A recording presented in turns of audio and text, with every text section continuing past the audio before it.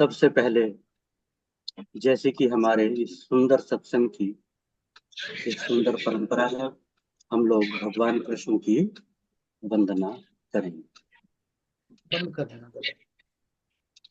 वसुदेव सुतं देवं कंस चाणूरमर्दनम देवकी परमानंदम कृष्णं वंदे जगद्गुरुम्। यदा यदा हि धर्मस्य ग्लानिर्भवति भारत अभ्युत्थानमधर्मस्य तदात्मानं सृजाम्यहम्। अब मंगलाचरण होगा, जिसमें एक बार फिर भगवान कृष्ण की वंदना होगी और गुरुदेव की वंदना होगी। सच्चिदानंद रूपाय विश्वोत्पत्त्यादिहेतवे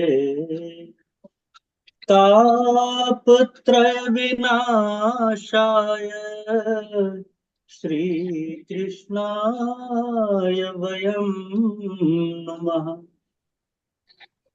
ब्रह्मानंदं परम सुखदं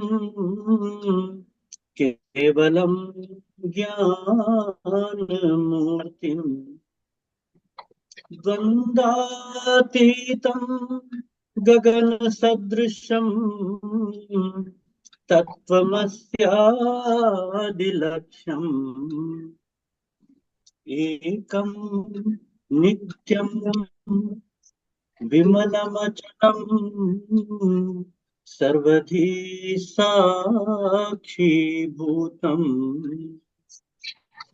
भावातीतं त्रिगुणरहितं सद्गुरुं तं नमामि।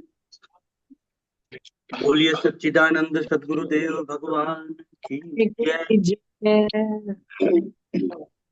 एक बार सभी गुरु भाइयों गुरु बहनों को हृदय से वंदन, नमन, प्रणाम, सबका स्वागत।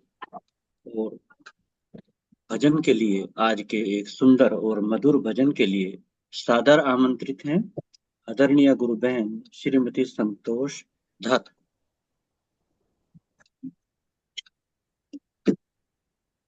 जय गुरुदेव। जय पूज्य गुरुदेव। गुरुदेव जय जय। पूज्य गुरुदेव के श्री चरणों में बार बार नमन वंदन तथा सभी गुरु भाई बहनों को मेरा सादर प्रणाम। ओम सहनावतु सहनौ भुनक्तु सह वीर्यं करवावहै तेजस्विनावधीतमस्तु मा विद्विषावहै। ओम शांति शांति शांति। भजन प्रस्तुत है गुरुदेव जी का। गुरुदेव के दर्शन से मन नहीं भरता, किसी को हम क्या देखें। गुरुदेव के दर्शन से मन नहीं भरता, किसी को हम क्या देखें। गुरुदेव की शोभा का नजारा मन हरता, किसी को हम क्या देखें। मन मेरा मोहित है गुरुदेव के दीदार से, मन मेरा मोहित है गुरुदेव के दीदार से। मस्तक को टेका मैंने चरणों में प्यार से, मस्तक को टेका मैंने चरणों में प्यार से। मेरी पलकों से मेरी पलकों से मेघ बरसता, किसी को हम क्या देखें। मेरी पलकों से मेघ बरसता,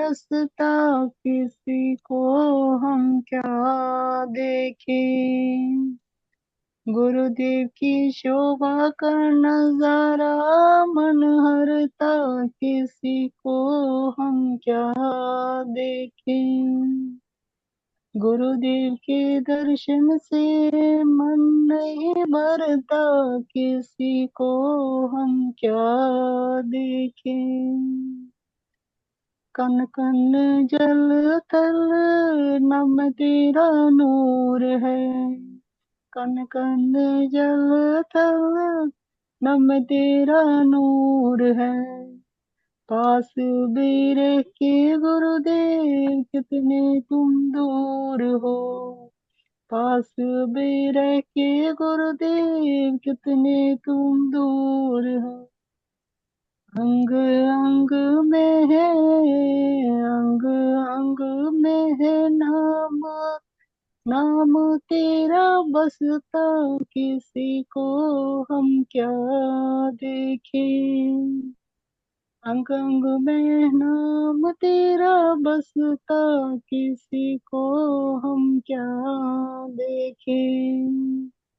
गुरुदेव की शोभा का नजारा मन हरता किसी को हम क्या देखें।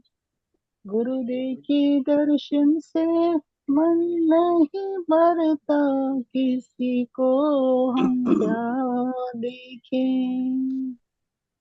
घूमता था मन मेरा विषयों विकारों में। घूमता था मन मेरा विषयों विकारों में। बांध लिया तूने इसे अपने नजारों में। बांध लिया तूने इसे अपने नजारों में। मन चंचल है, मन चंचल है, ध्यान न करता किसी को हम क्या देखें। मन चंचल है, ध्यान तेरा करता किसी को हम क्या देखें।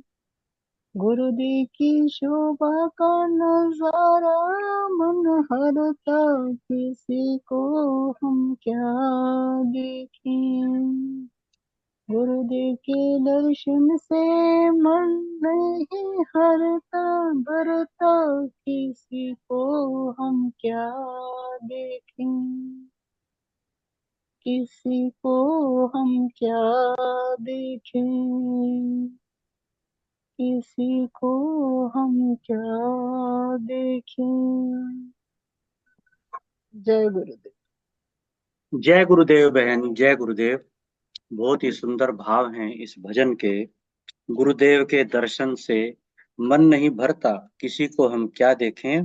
गुरुदेव की शोभा का नजारा मन हरता किसी को हम क्या देखें। अपने आराध्य में ही हमारा मन इतना खो गया है, रम गया है कि अब कुछ और देखने का मन नहीं। गुरुदेव के दीदार से ही मन मोहित है। हमने उनके चरणों में अपने मस्तक को प्यार से टेका दिया है और पलकों से भाव के, प्रेम के आंसू बह रहे हैं। अब हम किसी को क्या देखेंगे। ऐसे बहुत सुंदर सुंदर भाव इस भजन में हैं जो आपकी मधुर वाणी से प्रकट हुए।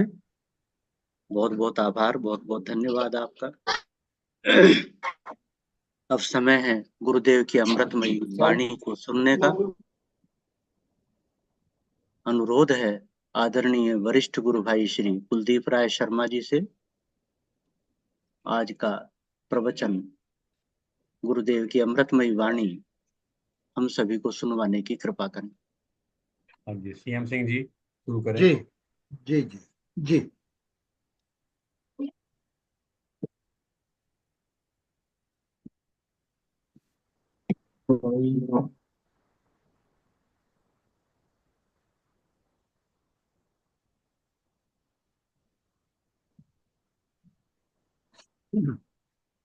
आज का प्रवचन सिंहस्थ प्रवचन 43 भाग 2।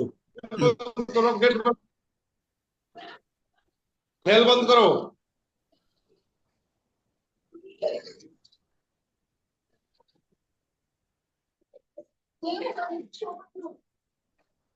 पाँव धूल जाओ।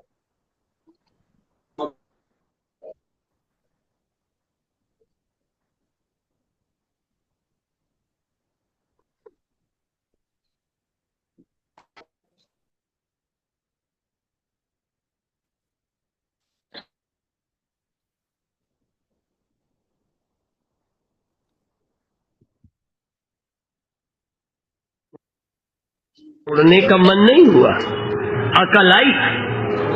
आश्रम बनने पर अकल आई कि फर्श पर लगेगा।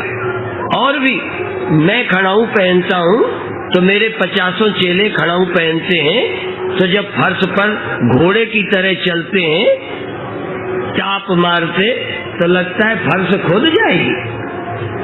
अब वो खड़ाऊ अच्छी नहीं लगे।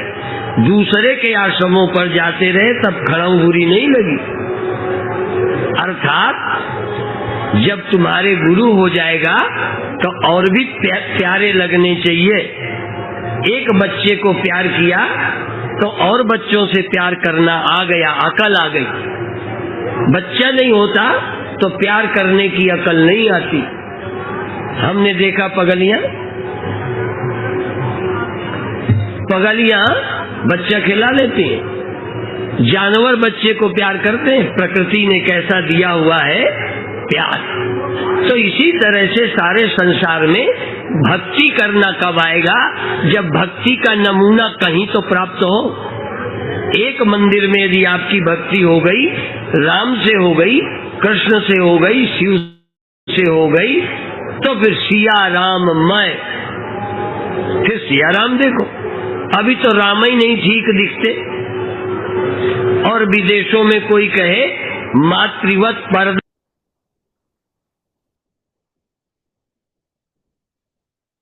परदारेषु परद्रव्येषु लोष्टवत, तो दूसरे की स्त्री को माँ की तरह देखो। तो जहां माँ को ही देखना ठीक नहीं रह गया, अब क्या करें? तो कम से कम वैष्णवों की महानता है कि कुछ जगह मंदिर देकर, तीर्थ बनाकर, पवित्र नदियों की धारणा देकर हमको माँ गंगा, गो माता, धरती माता, साक्षात प्रभु, उसके प्यार करने का, श्रद्धा करने का, भक्ति करने का एक गुण दिया। फिर उस भक्ति को हम कहीं लगा लें। जब हम पढ़ते थे तो उस समय रुपया एको नहीं होता था, पर गिनती सिखाई थी। 1 2 3 4 5 6 7 8 9 10 11 12 ये सब सीख लिया। अब गिनती आ गई, अब रुपया गिनते हैं, गायें गिनते हैं, संतों की संख्या गिनते हैं। सब गिनना आ गया ना। गिनना ही नहीं आता तो गड़बड़ होती, सीखना पड़ता है। और जब कम गिनती आती है तब भी हमको भारत के पुराने लोग तब याद आए जब विदेशी महिला यहाँ आई, उसे हिंदी नहीं आती थी, 10 तक गिनती 15 तक मुश्किल से सीख पाई। तो यदि उसे 30 मिनट कहना होता था तो 30 तक गिनती नहीं जानती थी। तो 1:30 हुआ तो कैसे 30 मिनट कहे? तो कहती थी 10 10 10 3 टाइम, 10 10 10 10 10 2 बार। तो देखो पहले गिनती ऐसे ही करते थे लोग, तो गिनती आ गई तो उससे अपना व्यवहार चलाते हैं। ऐसे ही भगवान देखना आ जाए, गुरु देखना आ जाए, संत दर्शन आ जाए। तभी गोस्वामी जी कहते हैं उनकी आंखें मयूर के पंख हैं जिन्होंने संत नहीं देखे। अब सवाल ये नहीं है आपने तो बहुत देखे संत ना, अभी तो मयूर पंख ही है, संत देखे ही नहीं, ऐसे ही फिरते देखे। संत देखने का मतलब हृदय, कितना अच्छा लगे संत देखकर। और तभी मैं संतों को आगे बुलाता हूँ, संतों से मिलकर, संतों से बात कर अच्छा लगता है। हाँ, संत तब थोड़ा कम अच्छे लगते हैं। हाँ, पता नहीं मेरा अहंकार है कि ना समझी है। संत तब मुझे अच्छे नहीं लगते जब संत दुखी और दरिद्र और भिखारी लगते हैं। संत तो बादशाहों के बादशाह होते हैं। संत तो देने के लिए हो, लेने के लिए नहीं। हाँ, मांग के खाओ तो तुम्हारी संतता में कमी नहीं। गाठी बंधन ना करे। साधु गांठ बांधने के लिए नहीं, भूख लगे मांग के खा लो। और जो संत मांग के खा लेते हैं, आज भी जोड़ने का जिन्हें शौक नहीं है, वो भिखारी नहीं है मांग के खाने वाले। वो तो महाराज वो सतयुग के संत हैं जो मांग के खा लेते हैं। आज भी जिनके अंदर ये भावना है, बधाई के पात्र है। मांग के खाना ये बुरा नहीं है। और साधु एक है जिसको मांग के खाने का अधिकार है। मांग के खा ले। रोटी बनाने से बचा, चूल्हा जगाने से बचा, नून तेल इकट्ठा करने से बचा, बनी बनाई खा ली। सारा टाइम ध्यान में, सत्संग में, कथा में, कीर्तन में लगाए, नहीं चूल्हा फूकता रहे। इस समय देखो आप संत लोग बैठे हैं, भिक्षा ले लेते हैं, बनी बनाई मिल जाती है। अभी बनी बनाई मिल जाएगी तो बहुत अच्छी बात है। अब हमारे दिन तो निकल गए, क्या करें। पर कभी कभी लगता है एक नानक सर संप्रदाय है सिखों का। नानक सर, नंद सिंह, ईश्वर सिंह संत हुए। उनका एक संप्रदाय है जहाँ आश्रम में भोजन नहीं बनता, बना बनाया आता है। जनता बना के लाती है, बट जाता है, खाते हैं, वो झंझट करती।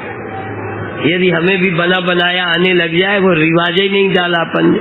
हमारे गुरुदेव के पहले कई संतों ने कि हम आश्रम का नहीं खाते, लोग आश्रम का नहीं खाते, जनता बना के लाती है। हमारे एक गुरु भाई ब्रह्मानंद, जिन्होंने स्वतंत्रता सेनानी भी रहे, देश के लिए जेलें गए, जेलों में गए, बड़ा भारी कॉलेज बनाया, डिग्री कॉलेज। इतना बड़ा कॉलेज है, शायद एशिया में इतनी जमीन किसी कॉलेज में नहीं होगी जितना उनके कॉलेज में है। और आश्रम विद्यालय का खाते नहीं थे। जब वो बीमार थे तब भी भोजन बाहर का आता था। जो कुछ किया कॉलेज के लिए किया। और भोजन जनता से आ जाता था, खा लेते।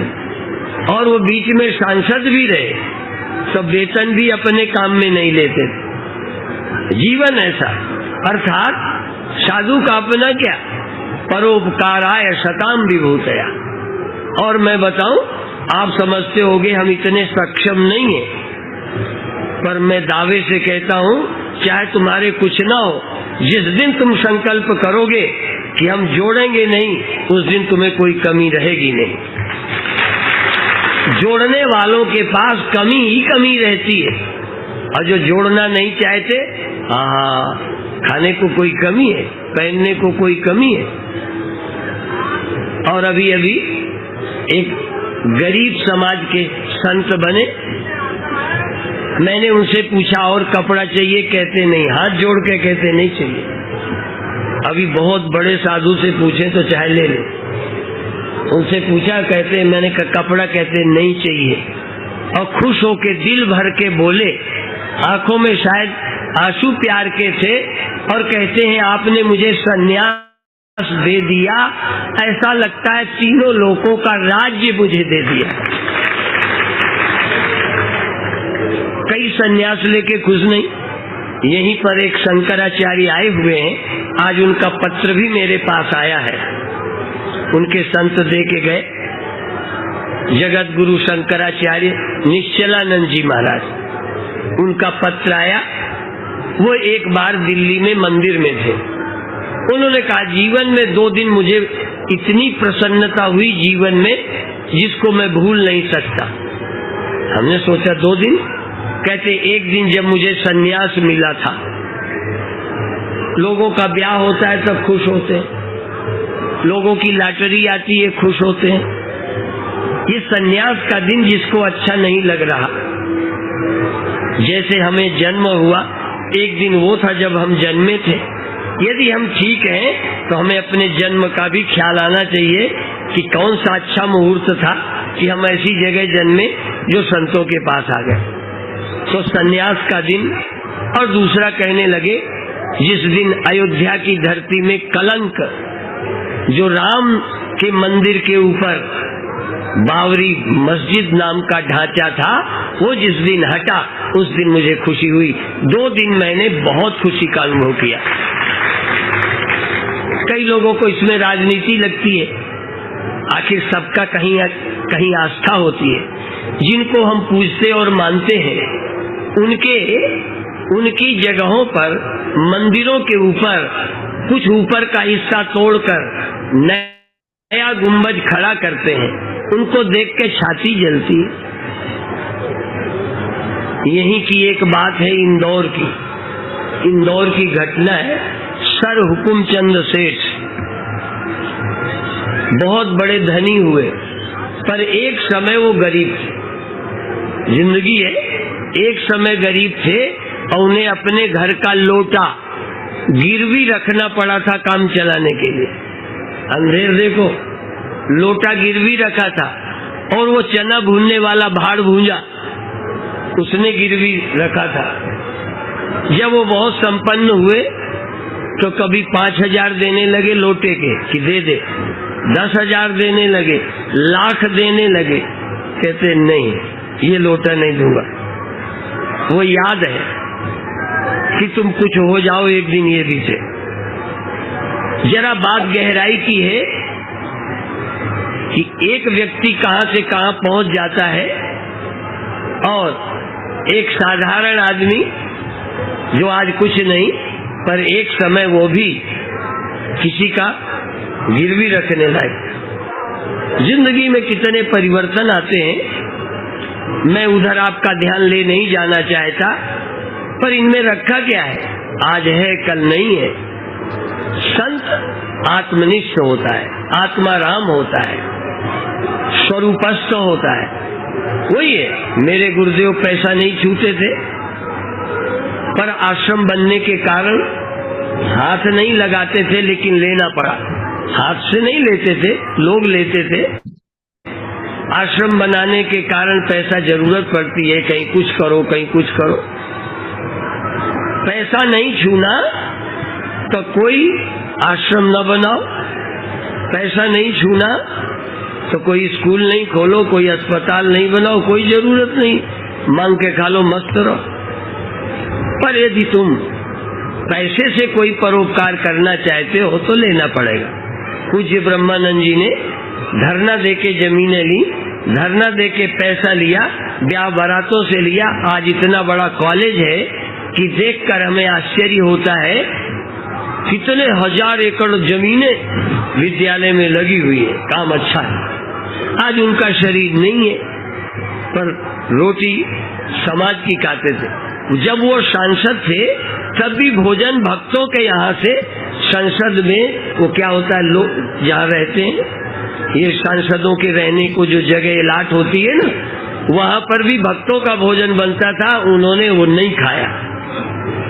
देखो, तो सन्यासी थे, वो बड़े बड़े काम करते भी अपने नियम का पालन करते रहे। संत और आप सब लोग यहाँ आए हो, बधाई उनकी है जो किसी का यहाँ से तिनका उठाकर चोरी करके नहीं जाएंगे। हाँ, नहीं कई घाट में चोरी करने को बैठे, कई टेंटों से उठा ले जाने वाले बैठे हैं, पर तुम नहीं, पर कई वो भी आए हैं। पर बधाई है कि जब तुम धर्म करने आए हो। और एक कहानी बिताए बिना नहीं रह सकता। हम लोग प्रयागराज कुंभ में कटोरियां खरीदी, गिलास खरीदे, बर्तन खरीदने पड़ते हैं। अंत में जब टोटल किया तो करीब 100-125 से गिलास और 150 लगभग कटोरी कम पड़ी। कहाँ गई होंगी? अब देखो, एक कल्पना करो जरा, कहाँ गई होंगी? कौन ले गया होगा? जो यहीं खाते रहे, यहीं रहते रहे, एक गिलास बैग में डाल के चले गए।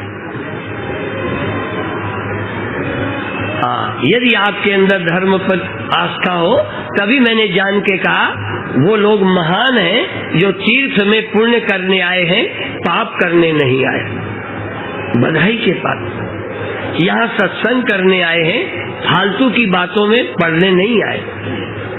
ये इतनी असुविधाएं झेली हैं, यहाँ का नर्क झेला है, गर्मी है, सर्दी है, धूल है, धक्कड़ है, प्रदूषण है, गंदे शौचालय हैं, सब ये कष्ट झेले किस लिए? पुण्य के लिए। हम पाप करके क्यों जाए? इसलिए भगवान आपको सद्बुद्धि दें, अपने जीवन में कुछ अच्छा करके, तीर्थ में अच्छा करके जाओ, क्योंकि दुनिया में किए गए पाप तीर्थ में कट जाते हैं। अन्य क्षेत्रे कृतम पापम तीर्थ क्षेत्रे विनश्यति। और सब जगह के किए गए पाप बुद्धि एक समान नहीं रहती, गलतियां होती हैं, लेकिन तीर्थ में आकर वो कट जाते हैं। पर तीर्थ में किया गया पाप वज्रलेपो भविष्यति, वो प्राणों को पकड़ लेता है। मृत्यु के समय याद आएगा कि हम कुंभ में गए थे, फलाने की चीज उठा लाए। जब कोई कष्ट आएगा तुम्हें अपना पाप याद आएगा। इसलिए कृतम स्मर कृतज्ञ स्मर, अपने किए हुए का स्मरण आता है मरते समय। इसलिए ऐसा कोई काम न करो जिससे हमें ये याद आए। आप अच्छे काम करो, पुण्यों का स्मरण आए और भगवान का स्मरण आए। उसमें भी बहुत अच्छा है कि तुमने कितने पुण्य किए ये भी याद न आए, बस इतने याद आए कि मेरे पास क्या पुण्य है। हे प्रभु तुम हो। प्रभु की याद करते हमारा शरीर छूटे। भ्रू और मध्य प्राणम आवेश सम्यक, भ्रू मध्य में अपने प्राणों को खींचकर प्रणव का, भगवान का नाम लेते हुए शरीर छूट जाए। भगवान की याद करते करते शरीर छूटे। देखो एक बात मैं तुम्हारा सौभाग्य बताऊं, तुम ब्रह्म ज्ञानी हो नहीं हो, पर कोई न कोई भगवान को मानते हो। बस जिसको तुम्हारी बुद्धि भगवान मानती है उसकी याद ही भगवान की याद है। जिस रूप में तुम भगवान को मानते हो उस रूप में याद करो। तत्व ज्ञान की दृष्टि से भगवान की परिभाषा अलग है, परंतु भावनात्मक दृष्टि से जिस पर आपका विश्वास है वही आपका भगवान है।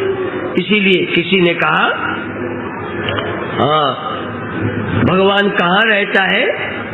तो नाहम बसामी बैकुंठे, यद्यपि बैकुंठ में रहता है, पर भगवान ने कहा नाहम बसामी बैकुंठे, मैं बैकुंठ में नहीं रहता।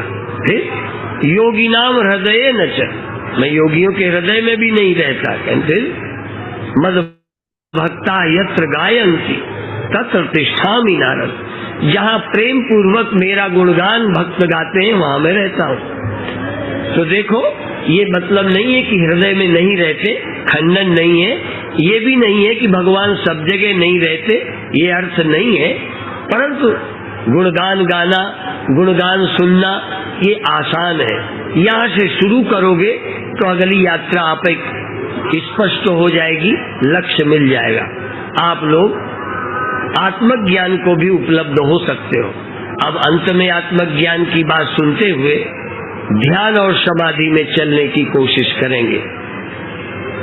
और कई अनुभव शुरू में जल्दी हो जाते हैं, किसी को देर लगती है। मेरी अपनी दृष्टि ये है, जो मैंने अनुभव किया, एक तो प्राणायाम करते हुए, क्योंकि अब कार्यक्रम के किनारे आने वाले हैं, मैं चाहता हूं कि आपको ये बताऊं कि जब भी आपका पेट बहुत भरा ना हो, शाम के भोजन के पहले, सुबह ब्रेकफास्ट के पहले, दोपहर भोजन के पहले, 3 में से कोई समय आपको मिल जाए, थोड़ी देर एकांत में बैठकर तर्जनी उंगली से या तर्जनी और मध्यमा 2 उंगलियों से अपनी आंखें बंद करें और अंगूठों से दोनों कान के छेद अच्छी तरह बंद करें। बंद करने के बाद धीरे धीरे और लंबी प्रेम पूर्ण श्वास भर के आज्ञा चक्र पर, सहस्त्रार पर, सिर पर श्वास ले जाएं। और ले जाकर थोड़ी देर रुके रहें, जबरदस्ती नहीं करें। ध्यान इतना लगाएं आज्ञा चक्र पर, श्वास रोकने की तरफ ज्यादा ध्यान न हो, रुकी तो रहे, पर ज्यादा ध्यान हो कि मैं देख रहा हूं भीतर, और जब जरूरत हो ख्याल आ जाएगा श्वास छोड़ दो। कभी कभी आदमी का ध्यान इतना लग जाता है कि श्वास लेना छोड़ना भूल जाता है। आश्चर्य की बात है। और जो आदमी श्वास लेना तक भूल सकता है ध्यान में, वो खाना पीना भूल जाए, इसमें कोई आश्चर्य नहीं। इसलिए ध्यान करते करते व्यक्ति का मन इतना एकाग्र हो जाता है कि दुनिया को छोड़ देता है, भीतर के अनुभवों में गुमसुम हो जाता है। इसीलिए कबीर जैसे संतों ने और सब बहुत संतों ने कहा, अंदर बादल गरजते हैं, वर्षा होती है, झिंगुर बोलते हैं, चिड़िया चहचहाती है, शंखनाद होता है, घंटे घड़ियाल बजते हैं, बहुत तरह के नाद होते हैं और प्रकाश होते हैं। और किसी ने कहा वहां पर गगन न गरजे, बिजली न चमके। दूसरों ने ये कहा कि वहां कोई बादल नहीं गरजते, वहां कोई बिजली नहीं कौंधती। वो भी है। फिर क्या होता है? वहां कोई और होता ही नहीं। धीरे धीरे ध्यान करते, जहां तुम अकेले होते हो, जहां चंद्रमा नहीं, न तत्र चक्षुर गच्छति, न वाग गच्छति, न मनो, न विद्मो, न बीजानीमो, वहां मन नहीं जाता, वहां इंद्रियां नहीं जाती। इंद्रियां तो बाहर जाती हैं, भीतर तो नहीं जाती। इसी तरह से रामायण वो गीता में भी तथा उपनिषदों में भी है कि वहां पर चंद्रमा की रोशनी नहीं है।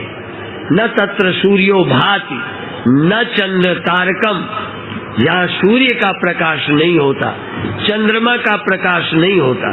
न तत्र सूर्यो भाति न चंद्र तारकम, नेमा विद्युतो भांति कुतोयम अग्नि, वहां बिजली नहीं, ये आग भी वहां नहीं, फिर वहां क्या है? वही देखना है। जहां और कोई नहीं वहां कौन है? लेकिन पहले ऐसे बैठने से कुछ आपको दिखेगा, उनका आनंद से दर्शन करो, मंत्र जाप करो जो तुम्हारे गुरु ने बताया है। जबान के सहारे करो, आवाज ना हो। दूसरा जाप श्वास से करो, तीसरा संकल्प से करो, चौथा आत्मा में चैतन्य रहकर नाम के साथ लीन हो जाओ, नाम को अपनी आत्मा में लीन करके संकल्प रहित हो जाओ। नाम जपते जपते नाम जब लीन हो जाएगा तो मन भी अपने आप लीन हो जाएगा। और मन का अभाव हो जाना, मनस्य मनी भावे द्वैतम नैवोपलभ्यते, मन का लीन करना और मन का सहज अमन हो जाना, इन दोनों में बड़ा फर्क है। मन का अमन होने का मतलब कुछ पाने की इच्छा नहीं, कुछ बाहर है नहीं सार, तो मन अपने आप लौट आता है, मन अपने आप खो जाता है, क्योंकि कुछ चाहिए ही नहीं। तो अचाह होते ही मन अमन होता है, वैराग्य होते मन अमन हो जाता है, भोग लिप्सा खत्म होते मन अमन हो जाता है। धीरे धीरे ज्ञानियों का मन सहज अमन रहने लगता है, सहज शांत रहने लगता है, बाहर का भटकन खत्म हो जाती है। और फिर आपके अंदर धारणा है कि ब्रह्म दिखना चाहिए, परमात्मा दिखे। मन और इंद्रियों का विषय होता है, उपास्य भगवान दिखते हैं, लेकिन तत्वतः जो पर ब्रह्म है वो दिखते नहीं, बल्कि वहाँ हमारा मन ही खो जाता है। मन के खोने पर जो बचता है वो ब्रह्म ही है, वो आत्मा ही है, वही परमात्मा है। वहाँ कोई देखने वाला पाने वाला दो नहीं होते। यहाँ जब हम हैं, हम पाने वाले हैं, भगवान पाए जाते हैं, हम देखने वाले हैं, भगवान दिखते हैं, हम प्रार्थना करने वाले हैं, भगवान सुन। जय गुरुदेव। जय गुरुदेव जी। जय गुरुदेव। जय गुरुदेव। आज का प्रवचन संपन्न हुआ गुरु भाई जी? जी हाँ जी, हाँ जी। नहीं, अभी नहीं हुआ होगा। नहीं, हो गया है। जी जी, हो गया हो गया। अच्छा अच्छा अच्छा, ठीक ठीक ठीक। आज का प्रवचन यहाँ विराम इसका लेता नेक्स्ट हूँ। पार्ट सुना होगा आपने, आपको भेजा था नेक्स्ट पार्ट, वो लगाया नहीं, अच्छा आपने जी, वो जी। सुना होगा। अच्छा आपने अच्छा 42.3 सुना हुआ है। हाँ जी, हाँ जी, हाँ जी, हाँ जी। हम्म, ठीक है। यहाँ प्रवचन विश्राम लेता है। बहुत सुंदर प्रवचन आज गुरुदेव भगवान का था, जिसमें बहुत उपयोगी तत्व की बातें गुरुदेव ने बताई हैं कि एक साधक को कैसा होना चाहिए, एक सन्यासी को कैसा होना चाहिए। और जो प्रसंग बाद में गुरुदेव भगवान ने छोड़ा, वो जहाँ पर विराम लिया है, विश्राम लिया है मन के अमन होने का, जिससे संबंधित प्रश्न भी था कल की चर्चा में। खैर, वो अलग बात है, वो अगले भाग में पूरा हो पाएगा जो गुरुदेव भगवान बताना चाहते हैं। अभी आज के इस सुंदर प्रवचन पर अभिव्यक्ति के लिए सादर आमंत्रित हैं आदरणीय गुरु बहन श्रीमती कांता गोयल जी। जय गुरुदेव। जय गुरुदेव जी। श्री सतगुरुदेवाय नमः।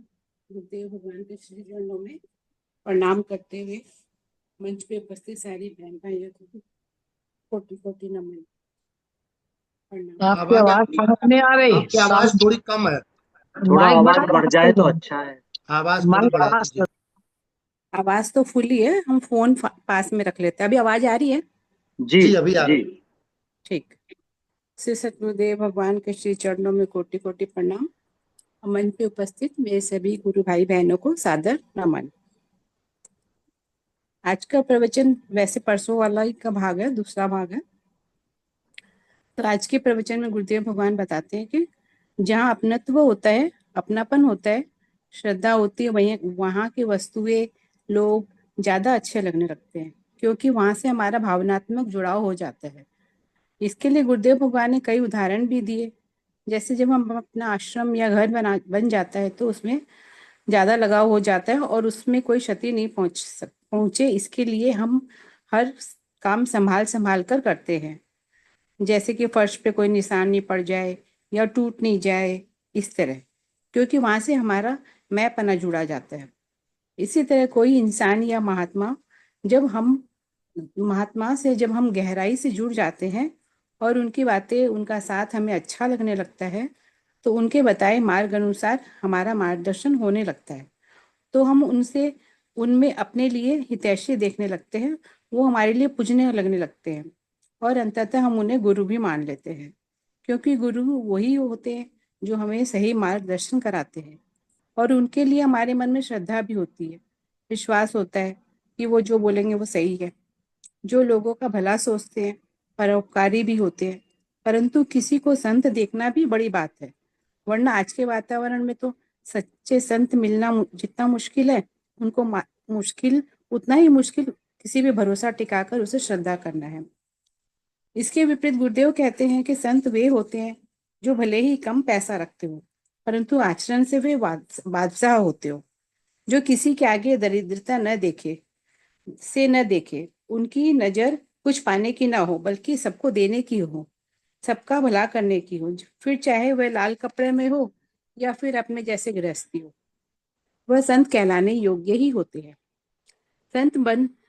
संत जोड़ने का काम नहीं, धन जोड़ने का काम नहीं करते, अपितु बांटने का उनका लक्ष्य होता है।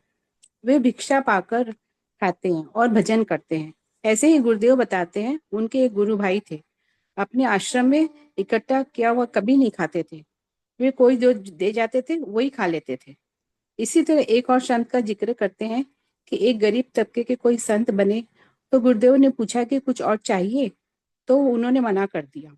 वे आंखों में आंसू लिए गदगद भाव से बोले कि आज उन्होंने सन्यास की दीक्षा पाकर क्या नहीं पाया, उसने तीनों जहां की दौलत पाली। यानी यहाँ दो भाव है, एक तो वह गरीब थे लेकिन पैसों की कमी होने के बावजूद भी लालची नहीं थे, जितना मिला उसमें ही संतुष्ट थे।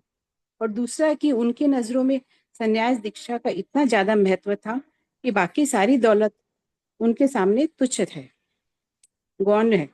तो इसका मतलब जीवन निर्वाह जितना तो बंदोबस्त भगवान करके ही भेजता है, फिर हमें तो बस उसका उपयोग करना आना चाहिए और भजन करना है। हाँ, समाज के लिए कुछ करना है तो समाज से ले लो और कर दो, यानी कर्म योगी बनो। योग परमात्मा से हो, यानी स्मरण परमात्मा का हो, और काम शरीर से करे तो जीवन सरल हो जाता है। और फिर परमात्मा से जुड़कर परमात्मा में रहकर और परमात्मा की सृष्टि की सेवा करना परमात्मा की पूजा ही हो जाती है। इसके लिए अलग से कुछ नहीं करना पड़ता। असल में जहाँ जिसकी आस्था टिक जाए वही उसके लिए महत्वपूर्ण हो जाता है। फिर गुरुदेव भगवान इंदौर के एक सेठ की एक चर्चा करते हैं। एक समय उनके दिन खराब थे तो उनका अपना लोटा गिरवी रखना पड़ा जीवन यापन करने के लिए। और जिसके पास वो रखे थे वो चना भूनता था या ना भड़बूजा था उसे। फिर कई दिनों बाद उनके पास थोड़ा थोड़ा पैसा आने लगा तो उन्होंने पैसा देकर वह लोटा वापस लेना चाहा, परंतु भड़बूजा ने नहीं दिया, ताकि सेठ जी को याद रहे कि कभी ऐसी गरीबी के दिन भी थे जो आज नहीं है, दिन बदल गए। परंतु एक दिन ऐसा भी था जब भड़बूजा जैसा साधारण आदमी के पास से मांगना पड़ा। तो धन तो आने जाने वाली चीज है, जिंदगी में कितना परिवर्तन होता है वह महत्वहीन है। जैसा समय की मांग होती है वैसा करना चाहिए। ऐसे कई बड़े बड़े संत हुए जिन्होंने बड़े बड़े काम भी किए, विद्यालय बनवाए, आश्रम बनवाए, परोपकार के लिए मांगना पड़ा तो मांग भी लिया, परंतु एक पैसा भी अपने लिए खर्च नहीं किया, अपने सिद्धांत को गिरने नहीं दिया। इतने बड़े व्यक्तित्व के धनी होने के बावजूद उन्होंने भोजन दूसरों के घर से आया हुआ ही खाया। ऐसे ही गुरुदेव कुंभ का जिक्र करते हैं कि हम पुण्य की भागी बने, न कि पाप का। कुंभ में जाना या किसी और तीर्थ में जाना, कोई धर्म स्थान में हम कितने योजना बनाने के बाद जा पाते हैं, किंतु असुविधाओं का सामना भी करना पड़ता है। रहने को जगह, खाने को रोटी चाहिए, फिर चोरों से सावधानी भी बरतनी पड़ती है। फिर वहां जाकर क्या किया? किसी की बुराई, चोरी, लड़ाई झगड़ा, कपट, बेईमानी। तो इसका फायदा क्या हुआ? पुण्य करने गए थे, उल्टा पाप की गठरी बांधकर आ गए। इसलिए कहते हैं कि और जगह के पाप तो तीर्थ में जाकर हम काट आते हैं, किंतु जो हमने तीर्थ में पाप कमाया, ये उल्टा सीधा काम किया, वह कहाँ धोने जाएंगे? तो इसका मतलब जब अंत समय पे मृत्यु शैया पर हम बैठे होंगे, सोए होंगे और भोग भोग रहे होंगे, तब एक एक याद आएगा कि हमने क्या क्या पाप किए और पछताना पड़ेगा। तब उस पछताने के सिवा और हमारे पास कोई उपाय नहीं होगा। इसलिए हमेशा परमात्मा में समर्पित भाव से काम करना चाहिए। फिर हमारा भगवान कोई भी हो, जहाँ हमारा मन समर्पित भाव से जुड़ा हो, हम उनके प्रति पूर्ण रूपेण समर्पित हो, वही हमारा भगवान होता है। फिर चाहे वह हमारा गुरु हो, चाहे हमारे इष्ट हो, या चाहे कोई और तत्व हो, हमें टिकना तो आना चाहिए ना। तत्वदर्शी के लिए तो ब्रह्म में टिकना है, परंतु वह भी कितने लोग टिक पाते हैं? अंत समय में कितने को स्मरण रहता है? बोल तो हम सभी लेते हैं। इसलिए भगवान कहते हैं कि मैं भक्तों की भक्ति गान में रहता हूँ, सरल भाव वालों के हृदय में रहता हूँ। यानी यहाँ से यात्रा शुरू तो कर सकते हैं हम, राम नाम की महिमा गाते गाते एक दिन उसी में समाप्त जाना है। इसके लिए इसके बाद गुरुदेव भगवान ध्यान की गहराई में ले जाने के प्रयत्न करते हैं और प्राणायाम की विधि बताते हैं। ध्यान को आज्ञा चक्र में ले जाकर सहस्रार में टिकाने की बताते हैं और सजग रहकर श्वास को आते जाते देखने। कभी कभी ध्यान इतना ज्यादा लग जाता है कि मन भीतर एकाग्र होकर श्वास लेना भी भूल जाता है। इसीलिए कबीरदास जी कहते हैं, वहाँ अंतर्नाद होता है, बिजली चमकती है, घंटे घड़ियाल बजते, चंद्रमा की रोशनी होती है, सूर्य का प्रकाश होता है, किंतु ये पहले की स्थिति है जहाँ मन लगने लगता है, जहाँ से मन लगना शुरू होता है, मतलब ध्यान में आनंद आने लगता है।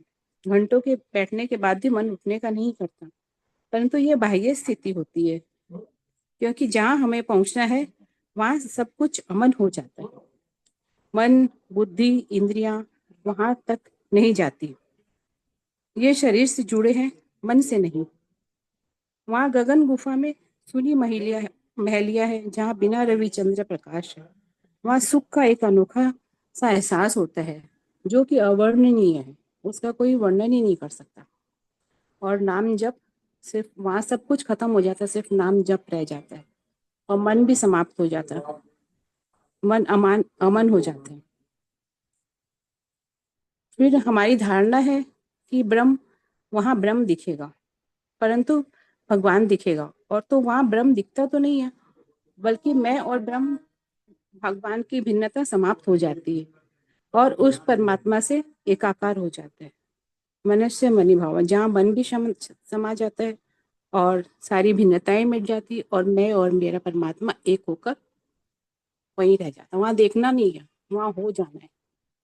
बस इसी के साथ हम अपनी भावों को समाप्त करते हैं। गुरुदेव भगवान की जय। बस, और हम इतना ज्यादा नहीं बोल पाए।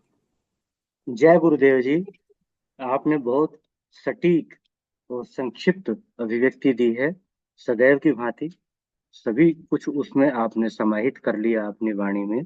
जो कुछ गुरुदेव की अमृतमयी वाणी से सुना गया, उस पर आपने सार रूप में बहुत सुंदर अभिव्यक्ति दी है। आपका बहुत बहुत आभार, बहुत बहुत धन्यवाद है बहन। भी हमारे पास थोड़ा सा समय है, उसका हम सदुपयोग जरूर करेंगे। और निवेदन है आदरणीय स्वामी श्री आनंद स्वरूप जी से कि आज के प्रवचन में से जो ज्ञान के मोती उन्होंने उठाए हैं, तो वो हम सब लोगों के साथ बांटें। पूरे गुरुदेव भगवान की जय। जय। मेरी आवाज पहुंच रही जी है सर? जी, पहुंच रही है जी। बहुत अच्छी आ रही है। गुरुदेव भगवान ने आज संक्षेप में बहुत ही विधिवत्ता से जो साधना का एक जीवन शैली, यानी संतों की जीवन शैली कैसी होती है, संत कौन किसे कहते हैं, संत कब कब संत संत के रूप में आता है, जब वो अभाव से मुक्त। मांग कर खाना कोई कोई बुराई बात नहीं है, लेकिन गांठ बांधने की जो जो बात है, जब वो संत में आती है तो उसका संतपना जो है वो खत्म होकर वो फिर मनोभाव से एकत्र करने में लग जाता है, दक्षिणा के लिए भागते हैं। गुरुदेव कहते हैं मुझे कुछ संत बहुत अच्छे लगते हैं और कुछ संत जो है मुझे बहुत अच्छे नहीं लगते। जो जो भिक्षा मांग कर खाते हैं वो सचमुच संत है और गांठी नहीं बांधते, वो अपने अंदर जो जरूरत होती है वो मांग लेते हैं। ऐसे ही हमारे जीवन में भी जब तक हमारा संग्रह करने का मन रहता है कि हमें जो आवश्यकता है उसकी पूर्ति हो गई, अब संग्रह करने की कोई सीमा नहीं, आवश्यकता की पूर्ति की तो सीमा है, लेकिन गांठ बांध कर और बढ़ाने की कोई कोई छोर नहीं। तो जीवन में और का छोर जब नहीं रहता, और की ओर जब ध्यान नहीं रहता, तो निश्चित रूप से हमारे मन में भी जितने भी लालसाएं बनती हैं, वो वासना और लालसा बनती है, वो शमित होनी शुरू हो जाती है। और जब शमित होती है तो निश्चित रूप से हम अपने स्वरूप में अपने आप को जानने की कल्पना करते हैं, नहीं तो हम और आगे बढ़ते चले जाते हैं। और जीवन में जो परमात्मा ने हमें सुखद, जो बहुत सुंदर ये जीवन दिया है, उस जीवन की सुंदरता का हम जो है उपयोग नहीं कर पाते। निश्चित रूप से भगवान गुरुदेव भगवान ने भी ध्यान के माध्यम से भी और संतों की बातें बारे में बताकर कि संत कितना खुश, मैं भी सचमुच ये बात सुनकर बड़ा मुझे हर्ष हुआ कि किसी संत ने जो कहा कि संन्यास लिया और कुछ कहा कपड़ा और चाहिए, तो उन्होंने कहा नहीं, मुझे और कुछ नहीं चाहिए, आपने मुझे संन्यास देकर बहुत बड़ी कृपा और करुणा की है। मुझे भी जिस दिन 31 अक्टूबर को जब गुरुदेव का संन्यास दिवस था, उस दिन मुझे जब संन्यास मिला तो सचमुच ऐसी कोई परिकल्पना मेरे भी मनोभाव में जब जब उठती है तो लगता है कि मुझे बहुत कुछ ऐसा मिल गया जो संसार से कभी नहीं मिल सकता। उन्होंने नाम दिया अपना और संन्यास दिया, और संन्यास भी बड़े प्यार से दिया। और कितनी करुणा है गुरुदेव भगवान की। गुरुदेव भगवान में हरिद्वार गया तो वहां जाकर मैंने गुरुदेव से कहा, गुरुदेव भगवान मुझे अंग वस्त्र चाहिए। तो कहा ठीक है। तो उन्होंने रात को ही दिव्य चेतना को कहा मेरा अंग वस्त्र जो है तो साफी मुझे दो। उन्होंने अपने अपने पास साफी रख के रखी, और सुबह जब मैं उनके दर्शनों के लिए गया तो झट से किसी संत को कहा साफी लेके आओ, और उन्होंने मुझे वो साफी प्रदान की। बहुत ऐसा लगा जैसे गुरुदेव भगवान, उनकी करुणा कितनी महान है, वो कितने दयालु और कृपालु हैं। तो संत तो सदा ऐसा ऐसा ही करते हैं। जीवन में सबसे सुखद दिन मेरा वो साफी वाला प्रदान जब की गई, और जब मुझे संन्यास का ये अनुभव हुआ तो अभी तक भी मैं रोमांचित होता हूँ जब साफी पहनता हूँ। तो साधना में जब बैठता हूँ तो साफी पहनता हूँ तो ऐसे लगता है जैसे गुरुदेव भगवान मेरे वरदहस्त मेरे सिर पर है, और अंदर से अपने आप ही कुछ हलचल होने लगती है। यद्यपि ये आज के प्रवचन से अलग बात है, लेकिन क्योंकि प्रवचन से मिलती जुलती है, उस सन्यासी उस जब सन्यास लिया था तो उनको जो अनुभव हुआ, सचमुच मुझे भी लगभग वैसा तो नहीं हुआ होगा, लेकिन लगभग वैसा अनुभव अभी भी मेरे चेतना को स्पर्श करता है। तो गुरुदेव भगवान की करुणा, संत जो है इतने करुणाकर होते हैं। गुरुदेव कहते हैं कि संत को कुछ नहीं चाहिए होता, वो परोपकार के लिए ही उनका जीवन परोपकार में होता है। स्कूल खोलना ये जरूरी, अगर मान लो आश्रम बनाना, स्कूल खोलना, ये कॉलेज बनाना, ये अगर काम ना हो तो पैसे की कोई आवश्यकता नहीं, लेकिन मांग कर खाने में कोई वो नहीं। लेकिन अगर ये करना है तो लोक कल्याण की बात आती है तो पैसे की आवश्यकता पड़ती है।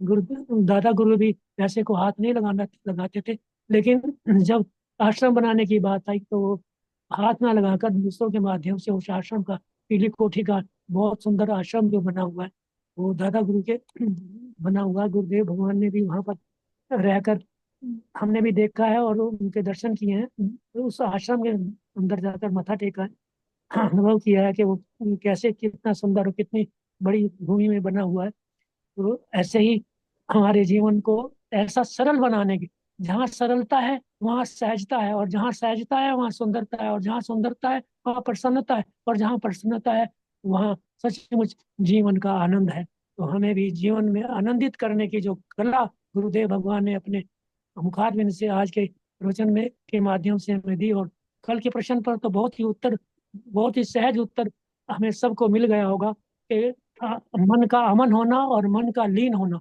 दोनों में कितना अंतर है। मन का लीन होना ब्रह्म ब्रह्म में होना है, और मन का जो अमन होना, वो कामनाओं वासनाओं से जब मुक्ति हो जाती है तो मन अमन हो जाता है।